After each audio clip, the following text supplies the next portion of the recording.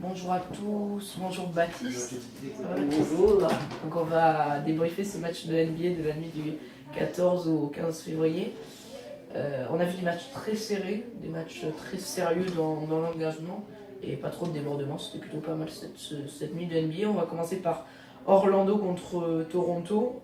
Ce match qui était d'abord la première info, c'est que ce match a été délocalisé à Londres. C'est la première fois qu'un match de saison régulière est délocalisé hors États-Unis. Est-ce que vous pensez que c'est une bonne chose? Parce qu'on a vu le président de la NBA qui a indiqué que normalement il devrait y avoir un match de saison régulière à Paris. Est-ce que vous pensez que c'est plutôt une bonne chose pour l'épanouissement notamment du basket français?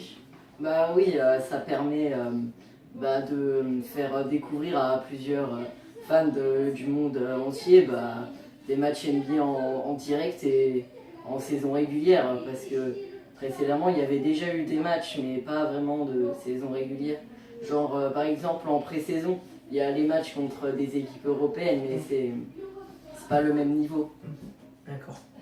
Donc on va parler plutôt de ce match concret. On a vu une équipe de Toronto qui était solide, avec notamment l'abattage comme d'habitude Laurie DeRozan qui a marqué 24 points et 13 points. Et côté Magic, on avait un bon match de Oladipo, 27 points et 2 interceptions. Et on a vu un très bon match d'Evan Fournier, 21 points. Est-ce que vous pensez que c'est le digne successeur de Tony Parker en équipe de France, Evan Fournier? Peut-être, après, faut voir ses stats prolongées, mais pour l'instant, il promet.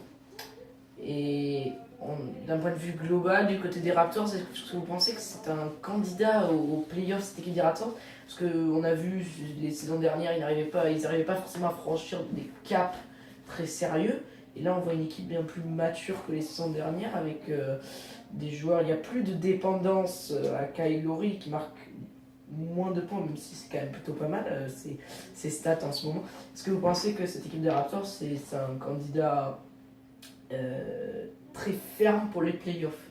Bah oui, surtout que on se rappelle en fin de saison dernière, ils avaient fini 8e de la conférence et là en ce moment ils sont 2e. Donc je pense bien qu'ils sont bien prêts pour les playoffs. Donc on va passer au deuxième match, c'était Philadelphie contre Chicago. Et au final, c'est Chicago qui s'est imposé, qui se sont fait très très peur, qui se sont imposés 115-111 après prolongation. C'était à Philadelphie, grâce aux 53 points de Jimmy Butler, un match sensationnel de la part de l'arrière des Bulls. Ouais. Et on a vu une première mi-temps catastrophique de la part de Chicago qui était menée 63-47. Est-ce que vous pensez que cette équipe de Chicago, elle a cette même envie qu'en début de saison? On a vu une équipe de Chicago comme revigorée en début de saison, après les playoffs de l'année dernière qui étaient un peu ratés. Est-ce que vous pensez que cette équipe de Chicago, elle baisse un peu en régime? Est-ce que vous pensez que Est-ce qu'il va falloir vraiment se remettre en question? Je pense que oui, la réponse est oui, il va falloir se remettre en question, mais comment faire?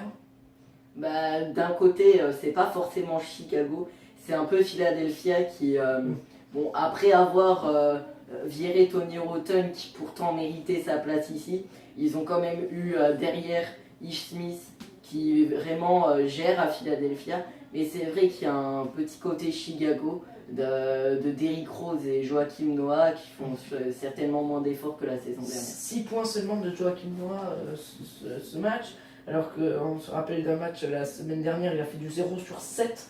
Franchement, Joakim Noah, qui n'est plus dans les plans de Vincent Collier de la Team France, est en train de complètement rater sa saison, alors que c'est une saison, la saison 2016 avec les Jeux Olympiques de Rio en ligne de mire, c'est plutôt compliqué.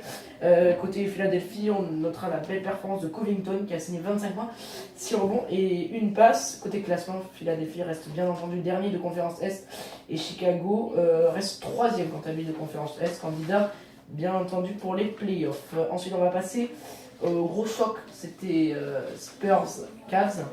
Les Spurs qui se sont imposés 99-95 avec les 24 points de Tony Parker. Et les Cavs qui ont quand même plutôt bien joué, qui ont tenu en première mi-temps, avant de s'effondrer un peu plus en seconde. 22 points de LeBron James. Et côté français, Boris Dio aussi, du côté de San Antonio, a marqué 9 points. Est-ce que vous pensez que les Cavs se reposent un peu tranquillement sur leur laurier étant leader de conférence Est? On sait que la conférence Est, c'est un peu le désert au niveau du basket en NBA. qui voudraient mieux plus être à l'ouest pour les gros chocs. Est-ce que vous pensez que cette équipe de Cleveland se repose sur leur laurier ou ils attendent le bon moment Est-ce que vous pensez qu'ils ont vraiment ciblé ce match? Est-ce que c'est un échec pour cette équipe de Cleveland? On peut pas vraiment parler d'échec, je pense qu'ils se reposent parce que avec les 2 joueurs qu'ils ont blessés en finale, tout d'abord Kevin Love face aux Celtics et après Kyrie Irving, je pense qu'ils se reposent un peu.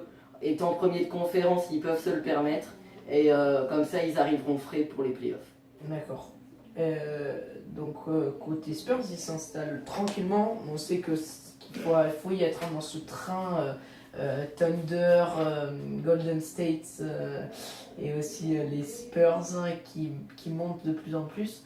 Il faut y être dans ce train et ils l'ont très bien assuré avec un match propre, notamment de Tony Parker qui enchaîne pour le moment ses bonnes performances. On va passer à Memphis qui recevait Détroit, les 7e à l'Est.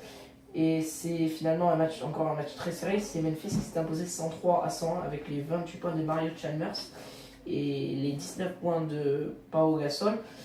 Non, c'est Marc Gasol. Cette équipe de Memphis qui s'installe dans une sorte de bulle des 8 premiers à la conférence Ouest. Est-ce que vous pensez que cette équipe a déjà sa place en playoff ou il va falloir encore cravacher jusqu'à la fin? Pas sûr, parce que on avait le duo vraiment puissant qui se repose un peu sur leur laurier, donc du coup le duo Gasol-Randolph. Mais le trade entre le Heat et Memphis a vraiment porté ses fruits et Mario Chalmers est de plus en plus déterminé. Ensuite, on va passer au match contre Utah et Sacramento. Finalement, Sacramento s'est imposé. C'était un match pour aussi les playoffs à l'ouest. Parce qu'on sait qu'après la 6e place de Grizzlies, le pourcentage de victoire est en dessous des 50%. Donc il va falloir vraiment s'accrocher du côté de Utah et de Sacramento. C'était un choc pour les playoffs. C'est Sacramento qui s'est imposé à Utah 103-101 avec 36 points de DeMarcus Cousins et 24 points pour Gay et seulement 2 points pour le joueur des Jazz, le français Rudy Gobert. Est-ce que vous pensez que c'est forcément le flop de la journée, mais est-ce que c'est le flop pour vous de la semaine? Est-ce que vous attendez plus de Rudy Gobert sur un match aussi capital?